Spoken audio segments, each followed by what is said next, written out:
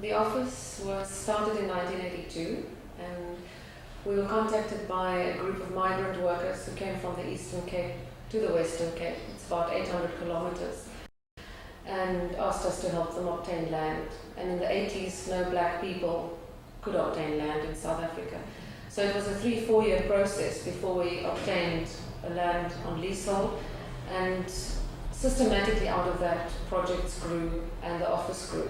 And eventually in 1988, we officially opened the doors of CS Studio Architects, where we've never had more than 5 to 7 architects and students working. The office is based in Cape Town, which is in the Western Province, to the south of the country. And we work throughout the Eastern Cape, Western Cape and Northern Cape. So we've got a radius of about 1,000 kilometers from our office that we work in. We also link with people in the northern Transvaal, which is about 2,000 kilometers away. And I think that that impacts on the work. We have students from various cultural groups in the office, and I think that also impacts on the work that we do. Their ideas that come from different cultural backgrounds and our ideas. It gives you a very interesting mix as an end result. Right. Can you tell us how you actually obtain work? How do you go about getting work? Well, it's very interesting because our work normally comes and originally came from political organizations, people who heard that we were doing development work. And it's word of mouth. One organization would hear from another one that we doing development work. They would see the buildings in the different areas where we work, and we would get referrals from one group to the next. And normally we would work with this client body, which is never an individual but an elected committee from the residents in the area, and we'd work over a period of 1 or 2 years before they actually become what we would call an architectural building client body. So we work a lot with the development and the human resource development of our clients, and not just the end result as the building. How do you think your architectural training, being at school, prepared you for this kind of work? Sure, not at all. And I think that's the crisis in South Africa with our architectural education. It does not prepare us. We don't have any training in social skills. And one of the big things you need is social skills, how to facilitate, how to mediate. It also doesn't prepare you for the reality out there, where the technical detailing and the skill level is incredibly low. We're dealing with uneducated, unskilled people, and that is where the majority of our South Africans are at this stage. And part of, I would say, anybody who's concerned with the built environment is to look at holistically changing not only the built environment, but the people who also live in it. And it is complex, and I don't think that we're not aware of culture. There's not enough energy that goes into the cultural part, and also not anthropology. There's wonderful history and richness behind buildings and the way people make spaces that our education just excludes at this stage. And we're focusing on Western European deconstructivist and other theories and ideas to come up with solutions. So I don't think at this stage, and I think it is a struggle that we're trying to deal with. You were saying earlier that all your clients are in fact groups. What are some of the ways in which you then have meetings with these groups? What are some of the specific mechanisms for interaction? Well, I think there's at 2 levels. The one level is an executive committee who's elected out of a general assembly. And the general could be anything from 90 to 3,000 residents who come to a meeting. And what we would do is that we would do a lot of the detailed planning with a small group, which is between 7 and 15 people. And then we would go to a big public meeting and actually use drawings and models to explain the designs and the ideas, and do a needs analysis as well. And try and get people to impact on the architecture and the buildings, and to start taking an interest in their built environment. How has this idea of explaining things to the group affected the work itself, the kinds of models you make, the kinds of drawings you make, and so on? I think we've realized that highly technical and technically detailed and complex drawings and beautiful drawings and models don't work. And that we do drawings that encourage people to impact. As soon as we get to a scheme where we've done a final drawing, nobody will impact. They'll just say it's fantastic and accept it. Whereas if we come with an unfinished drawing, people add on and they don't mind telling you to change.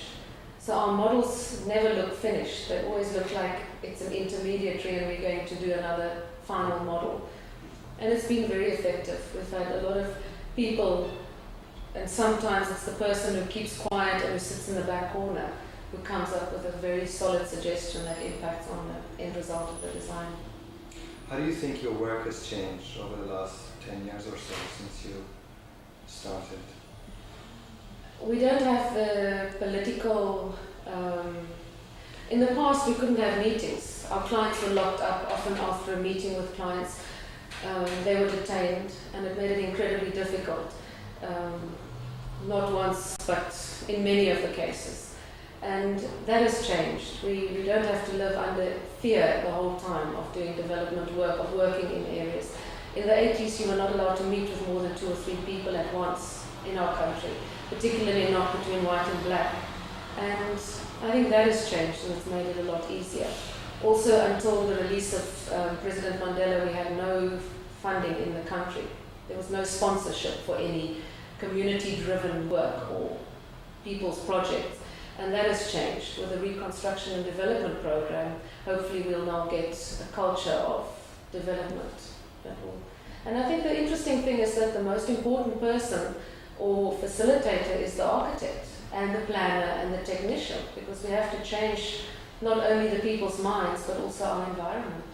So we're in a very exciting phase in the country.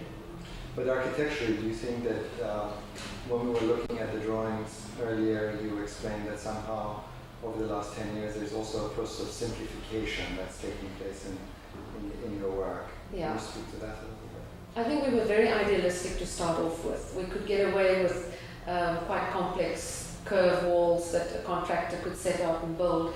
But because our focus has gone to work with unskilled, unemployed people, we've had to change some of our designs and come up with a system of very simple rectangular elements that are at different angles and different sort of shapes. And then the spaces where people circulate and where people interact become the dynamic spaces. And we use quite a lot of light coming into those places. And often the buildings we do, the budgets are incredibly limited. So they get used for 1,000 different things.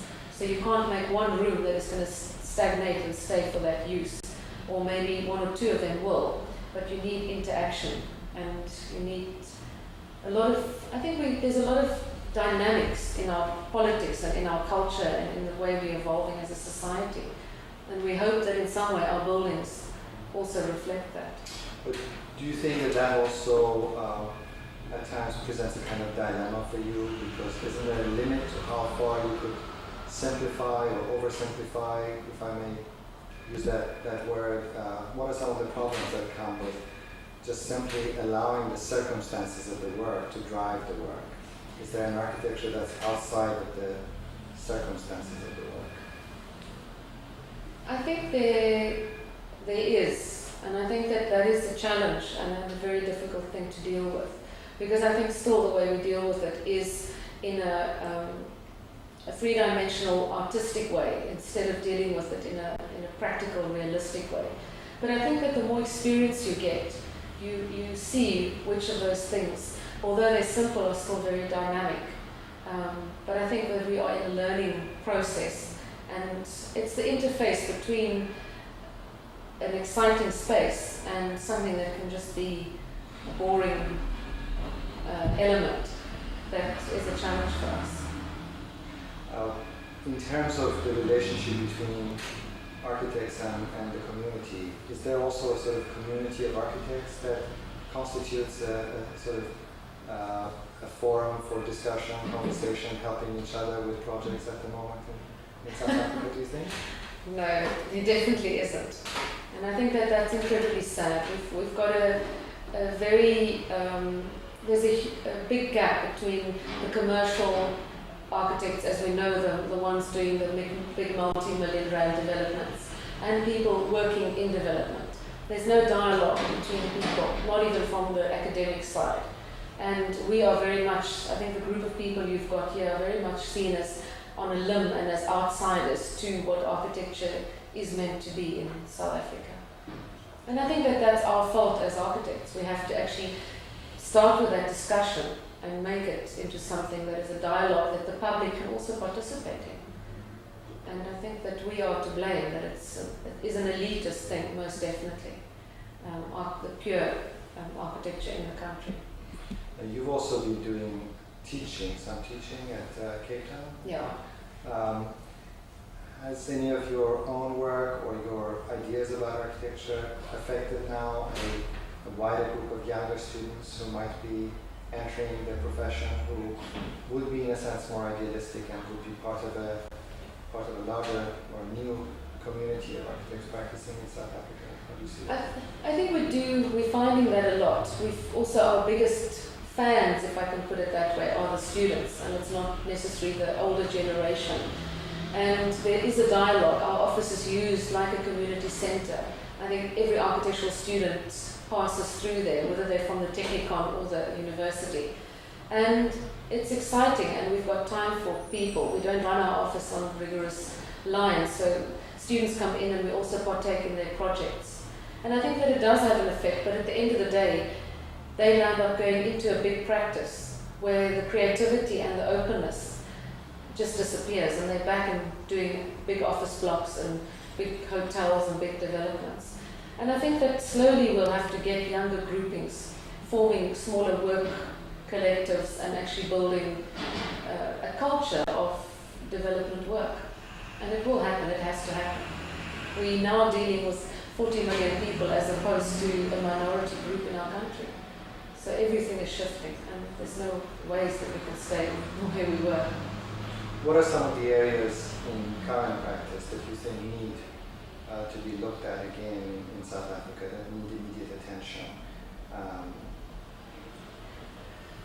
Sure. I think that there's such a difference between the commercial current way architects practice and the way we practice in our office.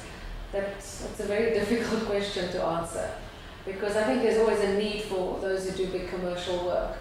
But it would be nice if there could be a balance, and we could look at the environment as a whole and not just look at the imbalances that we are creating. And I think that in the Western Cape, the biggest talk at the moment is the Olympic Games, and that is going to provide a lot of architectural opportunities. But in a developing country, what does that actually mean for the rest of the people and the rest of the environment? And what challenges can we address? Can we put a stadium in the middle of a informal area where there's other dynamics on it, but we will be solving other problems? And I think it's whether architects are going to have the guts to make decisions that have other reasons and other things impacting on them beyond just their buildings. But in terms of the way that you work at the moment, you were saying earlier that you have to raise the funding for many of the projects.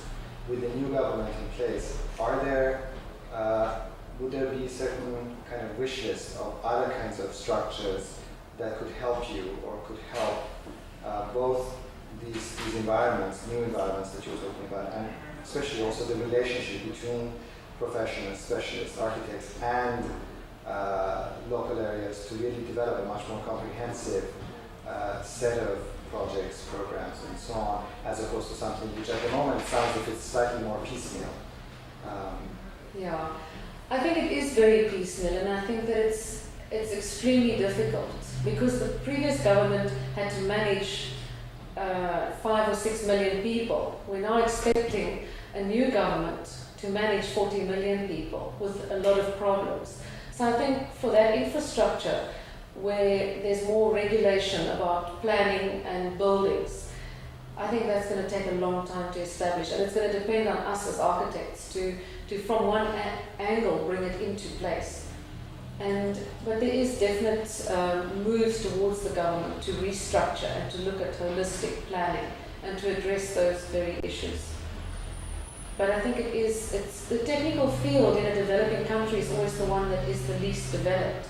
And we've got a long way to go to get to where there's a better spread for everyone. Given the kind of distance that exists between your various projects, what kind of problems does that raise in terms of sort of managing a project? And again, going back to the relationship between the architect and the community, what do you have to do in order to be able to run projects 1,000 kilometers apart? I think what we do is we try and find resources in that community that are skilled, that are local, and that they're not necessarily architects, because those don't exist, but there might be somebody with building experience or with 10 years of a technician, and we would find that person, and that person would become our contact person. But we try to visit a job at least once every 2 weeks for site management. This is driving by car? Driving by car, most of the time, because we normally work as a team, and I think that's very important. The style of design in the office, although I'm the only architect with the design background, the whole office gets involved with the design. We don't believe that a product is one person's. So we also try and get the whole office out to our sites. And we encourage the students to get involved with skills, that then when they leave our office, a lot of skills have been acquired as opposed to just knowledge, but they can actually do site supervision, do minutes, understand how you communicate with clients. And driving by car is the most cost effective, and you're mobile and you can get there. I think the other thing is also the places where we work, no aeroplanes travel there. You know, you'll have to get a certain distance by plane, and then you're going to have to drive by car in any case. So we find that we just travel thousands and thousands of kilometers. I imagine that you must be in a very unique situation to be a woman, white, working as an architect under these circumstances. What are some of the issues that this event has raised for you in terms of your practice? I think it has made it in one way easier. Because of the cultural dynamics. I think when you walk into a big meeting where the role of women, and particularly in South African society where women were kept in the rural areas, the woman, your role is it's nearly abstract. And I think that people can relate, and it's more confidence building, because that's what you do first. You have to, and being white, it takes a long time to first gain confidence. And once your clients have confidence in you, it's more of a partnership agreement. And then I don't think it matters. And I think we focus on the development of women as well, and we make sure that the people we work with have a very strong mix of male and female, no matter what the project is. And I think that it's more building human relationships than anything else. And I think it has been to my advantage. I think it is easier for a woman to get into a social context and deal with it sometimes and build out of that. Then I think with men there's a pattern that they are expected to follow. I don't think people understand that I'm an architect. I'm there and I'm facilitating a process, and at the end of the day there's a building. But I think how we understand an architect or somebody, it's totally different from the conception I think people have there. You were talking earlier in terms of the relationship between, for example, the buildings and outdoor space, and somehow the idea of setting up relatively simple buildings that can also create the framework for other kinds of activities. That seems to be sort of something important in your work. But I'm also curious, following along this line of thinking, whether, for example, now you have made specific investigations about the cultural circumstances of the environments, the communities that you're working with, and whether there are any particular issues that you have to now bring into the work, which is basically culturally driven. How is the work affected because of its circumstances again? I don't think we've got enough understanding of the culture, and I think I would be lying if I had to say to you that I can freely say that it does impact on our work. More and more by listening to the people, and also the urban culture from the rural traditional culture is so different.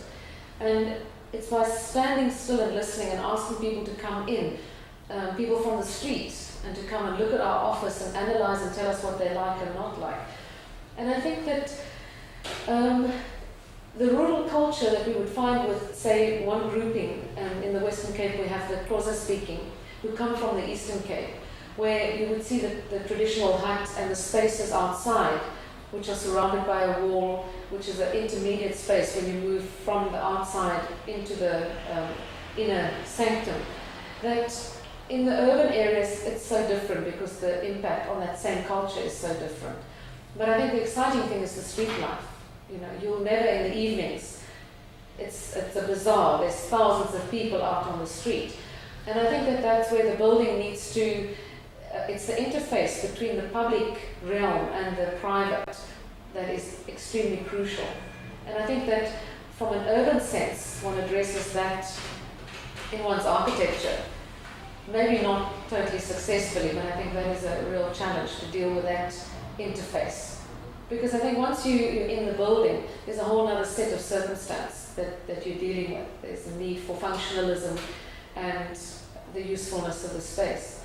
So I wouldn't say that our outdoor rooms that we create, they're really equivalent to an indoor room because they have to function as a theatre or as a space where, an education space. So I think it's that balance when you move from the outside to the inside, because it's a street culture and we can very easily just internalize our buildings, which I think is what we tend to do. We create objects instead of something that has a resonance with the public interface. Given the fact that despite your incredible commitment to these projects, which is very, very clear, but simply because of this thing of you coming in from the outside, traveling 1,000 kilometers to arrive at a community, do you ever encounter any resistance by the local community towards the type of work that you try to do? Is there any plans for the local community to feel that they still want to be independent of people coming from outside? In the past there wasn't, but there's a big drive which I also support, that local resources must be used and local technicians must be given a first option. But in many cases there are no local technicians to do the work. And actually we've gone through a very bad 12 months where there was a clear racial attack against us. Although we've worked with people for many years, the idea of the money going into the pocket of a white office, so to speak, is still seen as, people are very against that at the moment. And it's taken a long time to build up a confidence in people again. But the interesting thing is when there is a move against white consultants, and that is the term, that you get rid of them, there is no place for them. But at the end of the day, people come back to you because they can't find any other technicians. There is no black architects. And the few that there are either traveling with scholarships or there's probably 2 black practices that I know of that is running very successfully. So I think it's in that intermediate sort of time frame that we have to deal with it. What are the repercussions of these kinds of issues on architectural education? Are there schools, for example, where it might be more specifically targeted at educating what you are calling technicians, or maybe not having a 5-year program in terms of self-help, maybe shorter courses and so on? Do those things exist? They don't exist, and we are working very hard at trying to look at the current educational resources, because we've got, in the Western Cape alone, we have 3 schools of architecture, and they're all pitched at quite a high level. So currently we're busy trying to look at restructuring and maybe turning it into one school of architecture, which can produce different levels of technicians.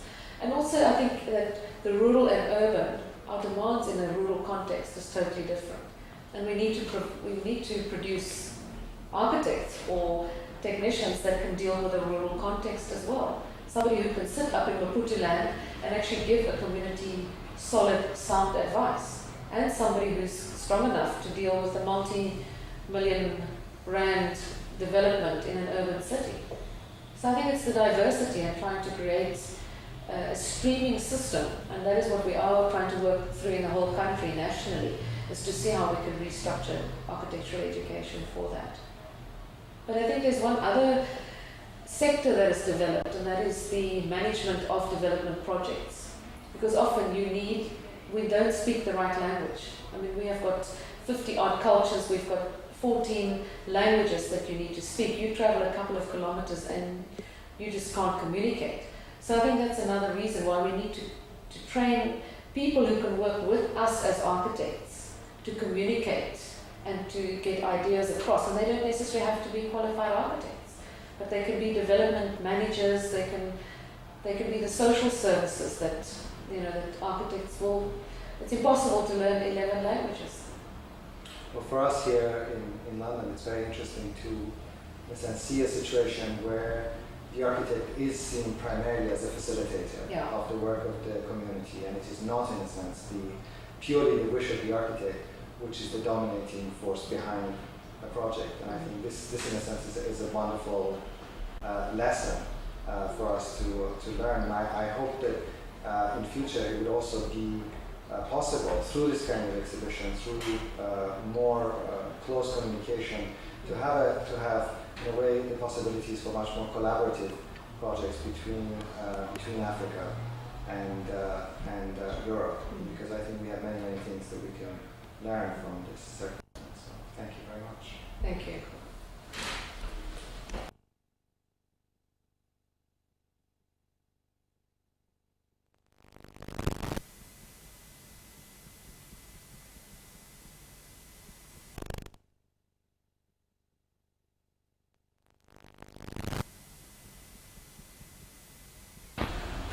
Rodney, you've had some experience of working both in Europe and in America. You know what the situation is here. Would you speak a little bit about what is it like to work in South Africa and how working in South Africa is different than anywhere else? Well, I think for a start, I was very lucky to do a building in America, but I remember it was built in 5.5 days and I left. And I've got some projects that have been going for 21 years. But I think the main difference really of practicing in South Africa is what one might call the burden of the past. Trying to heal what's happened before. And because of this, we find that there are lots of people that are economically very disadvantaged. There's a shortage of management skills, and people are fairly helpless in many respects. So one has to really have an entirely different kind of architecture, which is more of a process than just an end product. And in fact, a lot of our time is spent in teaching management or getting things built or having training courses to try and empower people to then continue themselves afterwards. So it's very different from certainly London. I was very apprehensive when you invited me. I wondered why, but I think having seen the buildings here now, I think maybe it is different. Can you tell us a little bit about how you've tried to, through your teaching, make a relationship between the kinds of things you're doing in practice and teaching? It's actually quite difficult because you only have students for a year in a program, and most of our projects are very intimately connected up with communities. Certainly I've got at least 3 projects that have been going for 2 decades now. One of them is a citadel, which is illustrated downstairs, where we've been working for about 7 years, and it really has hardly any references to normal practice. For a start, I was summoned to see the bishop, and one doesn't walk in front of the bishop, you have to crawl. And when you arrive on a day, he's got a congregation of 100,000, and you have to crawl with your notebook and your pencil in your teeth between the congregation to meet the bishop. There's nothing to learn about professional practice in schools of architecture there, it's very different. But he was a wonderful old man, and you can't even look at him, you have to look past him. Every time he looks at you, you have to say Baba, which is father. And then he said, I want a citadel, like a city hall, like a rugby stadium, and that was the total brief. And I remained there, and he said, why are you still there? And I said, well, how much? And he said, 2.5 million rand, goodbye, and I called away. But we are now building the citadel, which holds 22,000 people with a space for up to 100,000 behind. And it's had to be done with poles, but now, because poles are readily available, but because it's such a big structure, those poles, the space frame has been designed by Arabs, and each parish is going to put in one pole and decorate and put their name on it. And the men are separated from the women, so they have to have one in the women's half, one in the men's half, and then 6 months later they put up the pole and then the roof. So it'll take several years to build. But because it comes in small pieces and it's been broken down and managed, they are able to build a building. In fact, it's only 5 square meters smaller than St. Peter's in Rome. And the only reason for that is the young lady who made the modern office was a Catholic, and she said nothing can be bigger than the Pope, so that gave us the size.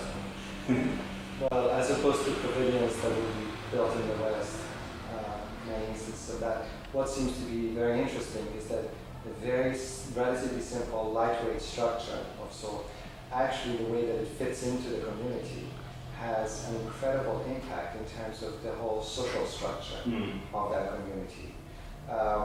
Can you speak a little bit about the repercussions of that? You were saying earlier about the separation of men and women, but also we discussed again earlier today that maidens coming through a separate gate, and somehow the fact of setting up a very lightweight structure touches a much wider set of circumstances. Can you speak? Yes, well, from a functional point of view, there's a severe shortage of water in that area. 1 millimetre of rain is enough water for 450 families, so it's a rainwater harvester. That's one of the things.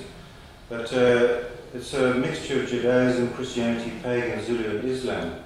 And there's an illustration on the side of the men. They wear missionary pith helmets, white shirts, gym slips, mining boots. So it's a very eclectic religion, but it's based on the Zulu idea of hlonipho, or respect. So the bishop guards the maidens to one side, and the men are separated from the women. It's polygamous, so about at least 3/4 of it consists of women. There's some very virile men just to one side, and the women just come across to bring them their food. But although it looks informal, it makes the point, which I think we often miss in town planning in the West, where we see what looks like a free-form layout, and you think it's got no order, but it's highly ordered, much more ordered than the centre of London, where you're saying who can go where, what rank, and what they wear, and all the rest of it, and that's manifest in it. So it was quite a challenge to put a building in there, so the building really is a minimalist statement, it's just a floating plane. And where they pray at the moment in the trees, they're called paradise. They want cover, so we've tried to make the cover just like a canopy of trees, which they worship underneath. Now, given the fact that while in use, this the citadel is a highly structured form of space, what are some of the things that you imagine would happen in such a space when it's not in use? Now, I think when it's not in use, it'll just be like a forest of trees. People do tend to come there on weekends only, but there are no training programs, there's no, all the schooling and everything takes place elsewhere. So it is quite a minimalist state. So how often will the meetings take place? Well, twice a year they have a huge festival, over 100,000 people. But on weekends they have about 50,000. But it has other functions. The bishop lives just the other side of the wall, which is equivalent of the Qibla wall in the mosque. And to show his wealth, he's got a Cadillac, Mercedes-Benz, 2 Land Rovers, and they are in glass garages so that communities can see how wealthy their bishop is. And he's got suits, and they give him gifts, and they're all stored in this wall as well. So it has other functions, and then words from the scriptures. What's important about the Shembis, as they're called, is that they say Papa Mani, Nina Ma Africa, in other words, awake Africans. It's not a slavish translation of Methodist hymn books or something like that. It really was the beginning of black people asserting themselves and developing their own religion and so on. So that's very interesting. The other project that you're showing at the moment is the drum sellers scheme that you're working on and developing. I gather it's under construction at the moment. Yes. Can you speak a little bit about the circumstances of that project? Well, the apartheid city, in inverted commas, the poor were moved out of the city and marginalised onto the edge and lost all their opportunities. And now, with the relaxation of apartheid, the poor are moving back in and they're trading on the streets, and suddenly the city realised they were worth something like nearly £50,000 a year, bringing cash into the city by reselling old chemical drums. which they swill out and tip into the stormwater system. And they take these drums across the city to sell to long-distance buses, and the ones that aren't sold have got a problem. So they would put a tarpaulin over and live underneath them, and suddenly the city found itself with a little village of drum sellers. So really what we're doing is making a formalised bus shelter and giving the drum sellers accommodation, shops. There's going to be a place for the children to be, and there'll be adult education at night and business training. And then also an interesting idea is a sort of a Roman bath where there'll be warm showers for people who arrive at night, and public toilets and everything, to try and really bring the poor back into the inner city in a very positive way. That's the idea of it. So it's also healing, like I talked about before. So what happens when you make the move from the existing site to the new site? What are there any plans for the old site to be used differently? Well, the old site was cleared, and we want to develop it for high density inner city housing. But the buses go there purely because it's vacant at the moment. But the bus drivers are exhausted, they've been driving all night, they've got nowhere to wash. So when we make the new bus station, there'll be security lights and quiet rooms for drivers to sleep. And by moving the buses, we know that the drum sellers, and they've agreed, will go with them, and then release this huge tract of land which was expropriated before for what it should be for relatively poor people to live in the city in 3-4 story buildings. So it's a long process. When you were talking about the Citadel project, Mm. you mentioned also that as far as the structure was concerned, you were working with Arabs. What is the relationship between the kind of work that you're doing and its economies, so to speak? Do you find that you are under a lot of pressure to make buildings that are inexpensive? Or Well, I was in my first building I did after I graduated. I went into a rural area. It was for people, paraplegics, and I announced that my fees were 6%. This is what I did in professional practice. And I did a drawing for the building and said where I should be. And they phoned me 3 weeks later and said the building's finished. And it cost about £3.50, so you can imagine what my fees were. And I suddenly realised then that only a missionary can be a rural architect. It's really more to do with enabling and using readily available materials, which sometimes are quite complex. For example, we use chemical copolymers to make mud waterproof.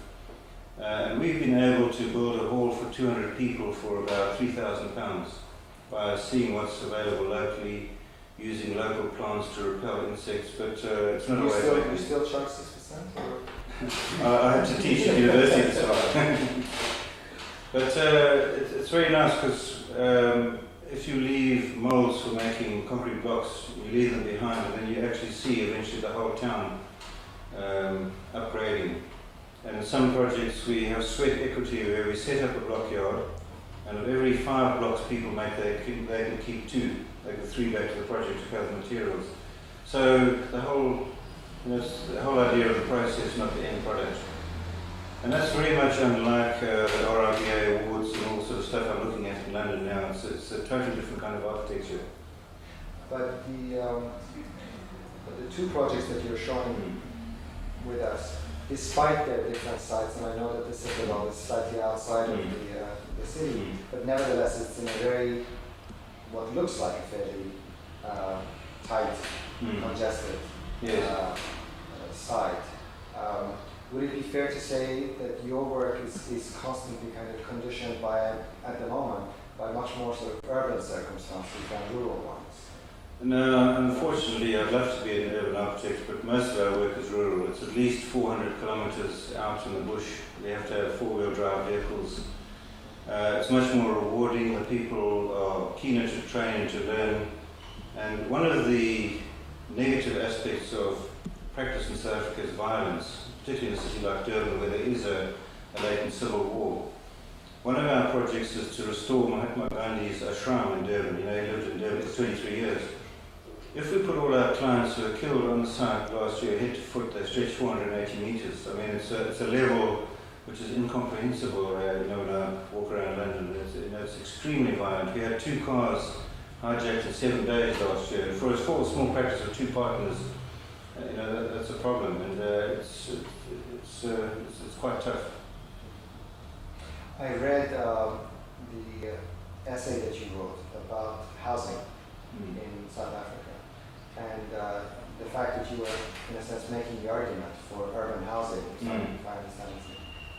Can you speak a little bit about the relationship between housing and urbanism as you see it, and the possible sort of directions that should be explored? Because I think the essay somehow made the argument that you were developing more sort of criticism of existing single-family homes. Well, South Africa, first of all, is the most urbanized country in Africa by far. It's nearly 70% now. And like Britain last century, or Germany in 1934, Russia in 1945, as soon as a country comes to about 50%, the birth rate drops. And this has already happened significantly in South Africa. So we really see it as one way of restructuring society. But we want it to be dense, because the cities are extremely wasteful at the moment. So people can have opportunities and have access to mixed-use activities, farms and schools. And we want to be very positive about urbanism. But unfortunately, the sort of suburban ideal of the dream is permeating the whole thing. Everybody wants to have a little house on a separate piece of land, waterfall and sewerage and all the rest of it. So there's a lot to work through, particularly because the new government promised that to everybody in the elections. But, I think really ultimately the country won't be able to afford it, and soon the sort of school of the truth will come. The informal settlements are up to 60 to 90 units per hectare. The densest formal unit is 44 that I know, but they're usually only about 13 or 20.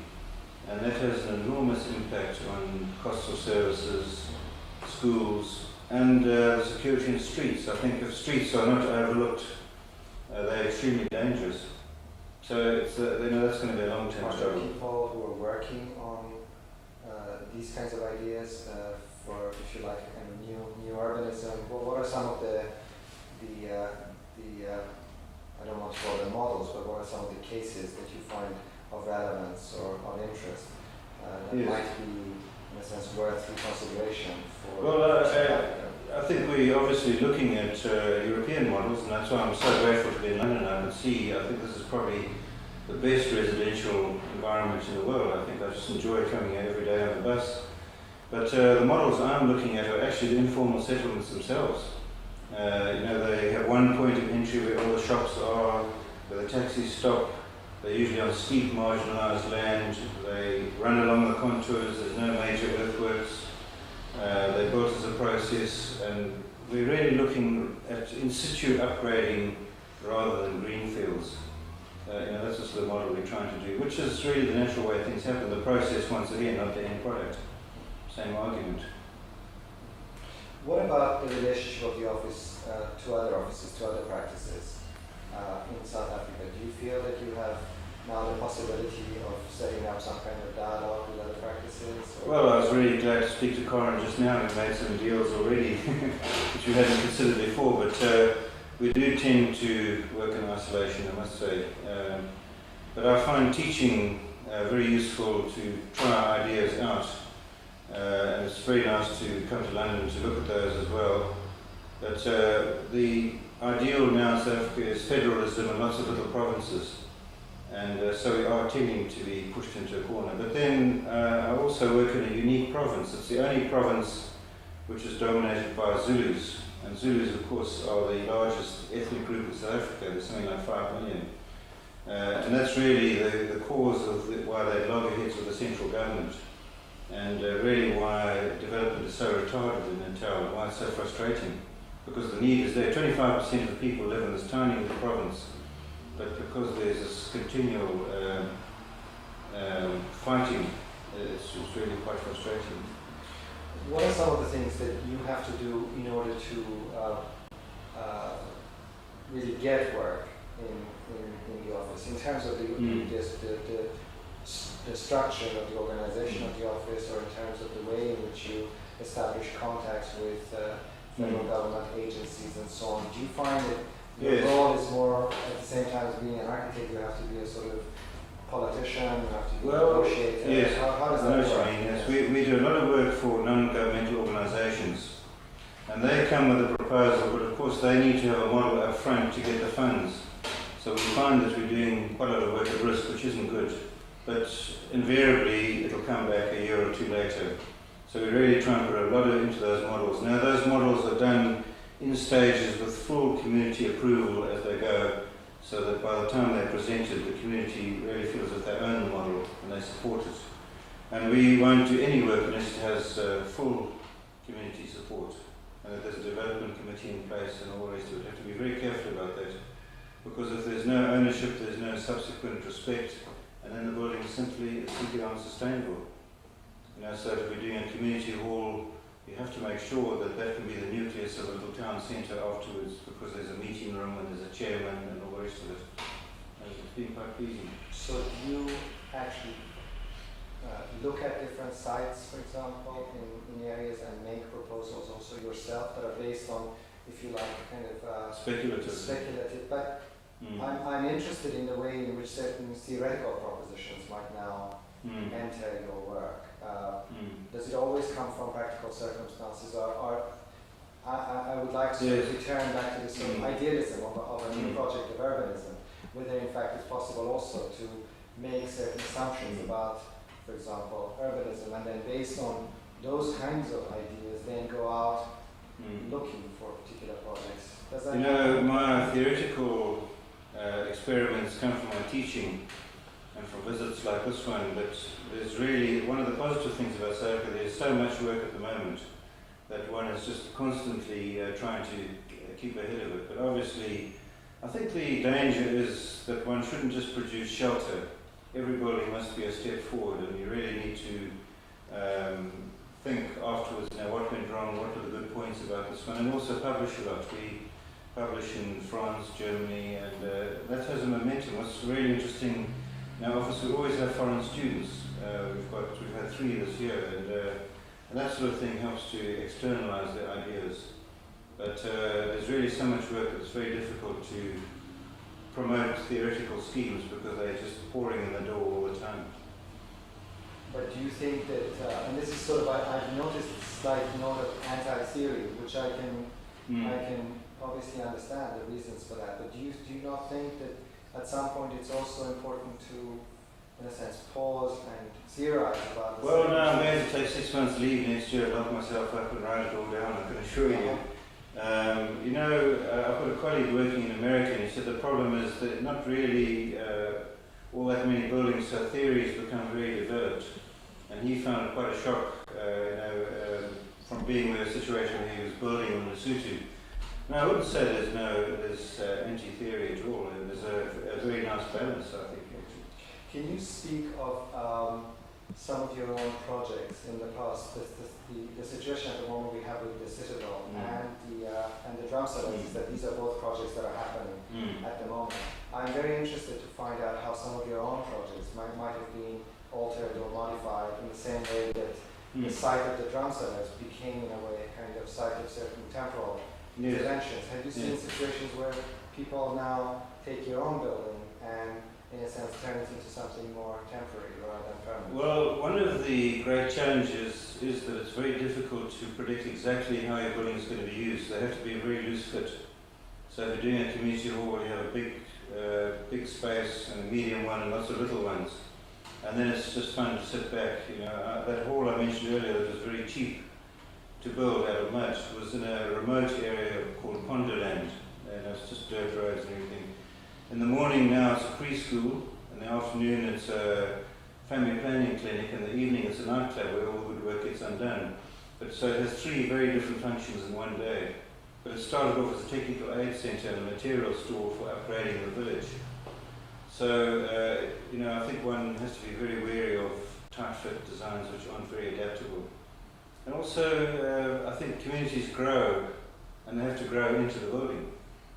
We did another remote building where we insisted on a community development committee, and I didn't go there for months, and I went back recently, and the same committee have just laid 117 kilometres of water pipe. But now they apply for the funding themselves and everything, so they don't need us anymore. It's contradictory, but as a professional, you really, because you're so expensive and the sea of poverty, you have to actually retreat. Maybe I could tell you about one building which was prefabricated out of poles on the ground. There were 48 holes dug. We made just the first truss, which acted as a template. Then they phoned us on the great day and said they're ready to pull the building up. And we arrived there, and they promised 200 people, but there were only 12. because there was a soccer match next door and everyone was watching soccer, and I was totally despondent. But the person I was with was very wise, and he went to the butcher shop and bought the butcher's just carcasses hanging out of a tree, bought some meat, burnt it upwind of the football match, and that was the end of the soccer match, and everyone came and pulled the building up, put the roof on, and now this gave them shelter in this tropical heat to cast the blocks, and the building took about a year and a half to finish afterwards. In other words, the whole normal building process is reversed. You put the roof up first to get the shelter, and so on. So very often the method of construction actually calls the tune. I mean, that citadel, the poles are joined together with a very clever stamped, galvanized bracket, which is very quick to do. You just knock in 6 nails and it's there. One couldn't get too involved with intricate carpentry because the tools aren't there and everything. So, ironically, one has to know structures even more than you would in a situation like London, where you can learn the rules of the game and survive them. You really have to have a feeling what rising damp can do and how to stop it. I mean, 250,000 people in Durban live in packing cases from Toyota cars. And they call them jack panels. And they cover them with plastic, and then they put another layer of plywood on the top. Now, the only thing that destroys plastic really is ultraviolet light, and by putting a sacrificial layer on the top, you have a totally waterproof building. So there's this amazing understanding of how materials work, and that's really where I learned the whole time. Can you speak to the way in which some of these issues might have actually changed your own understanding of materials in your own work? I mean, the way in which you might have been able to make new uses out of traditional materials, out of the kinds of materials that might not be normally used for... well, my own house is, the whole roof is Toyota car boxes, and it cost about £11 for the whole roof. I certainly learned in that case. Because they are very cheap and they're strong, and they've got phenol formaldehyde glue which keeps insects away. I use a lot of poles because they're extremely strong, even in my own architecture. And one thing that's very pleasing in informal areas is to see the use of urban agriculture. Vines growing over buildings to stop the impact of rain on mud or to provide shade. And for example, my own house was rather hot on the west elevation, so I built a whole framework of branches, and indigenous vines shade the whole building, and then in winter the sun comes through. And I've learned that from informal areas. I haven't seen it in textbooks yet. And that's really the challenge, is to open up the blinkers and really try and see it. But I must just mention, the other really nice part of working in South Africa are the celebrations and which you see coming through in the citadel, and the music, the cheerfulness of people in spite of what's happened before, and the willingness to learn. And it's very, very rewarding for artists. Well, clearly you're working in South Africa obviously gives you a very different perspective on the whole question of architectural design. I wonder if there are any particular projects or works that might be in the West that, given your perspective coming from South Africa, you especially appreciate because of some of the sort of similar concerns to questions of site circumstances and clients. Well, it certainly sharpened my ideas about sustainability. So that's one of the things I want to look at this visit, go and look at some sustainable buildings in Leicester, Erskine's Ark, and a few things like that, because that's really one of the lessons one learns from architecture of very poor people that has to really work. You can't just put in a beam for the sake of a beam, it has to start flexing when you know it's really working. The whole idea of structure, where first floors give a little bit when you walk on them, they're not dead rigid. So it's been very rewarding from that point of view. Well, I would like to thank you for coming to the AA and coming to London, and I hope that we get to see a lot more of you. No, I'm delighted to come.